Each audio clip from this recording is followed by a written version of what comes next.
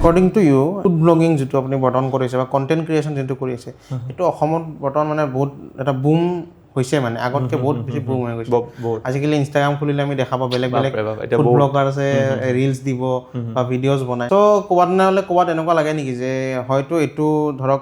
এটা ট্ৰেণ্ড হিচাপত চলে আৰু কেইদিনমান পিছত হয়তো এইটো ট্ৰেণ্ডটো ফল হৈ যাব ফুড ব্লগিংটো এনেকুৱা এটা বস্তু হয় কণ্টেণ্ট মানে ক্ৰিয়েশ্যন বা ছ'চিয়েল মিডিয়াত হওক বা ফুড ব্লগিংটো যেতিয়া ইউটিউব নাছিলে তেতিয়াও ফুড ব্লগিং আছিলে এটা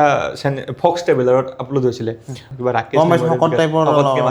তেওঁলোকে 2013-14 তেজপুৰৰ ধাবা এখন দেখাইছিলে কিবা দেখাইছিলে তো ফুড ব্লগিংটো এই ৱৰ্ল্ডত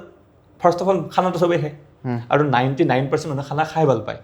ক'ৰবাত 2 এজন মানুহ মই লগ পাওঁ যোনে খানা খাই ভাল নাপায় তো ফুড ব্লগিংটো খানাৰ ওপৰত যেতিয়া ভিডিঅ' এটা আহে চবেই চাব মন যায় মই নিজেই চাওঁ তো ফুড ব্লগিংটো কেতিয়াও এটা ট্ৰেণ্ডত নচলে ফুড ব্লগিংটো তাত নতুনকৈ কিবা কিবি চেঞ্জ কৰি থাকিলোঁ আৰু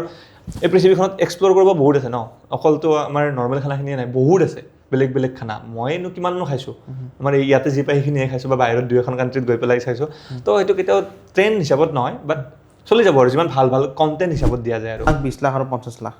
মানে আপুনি যদি ৰেষ্টুৰেণ্ট খুলিব বিচাৰে ৰেষ্টুৰেণ্ট হওক বা ফুড ছেক্টৰত যদি সোমাব বিচাৰোঁ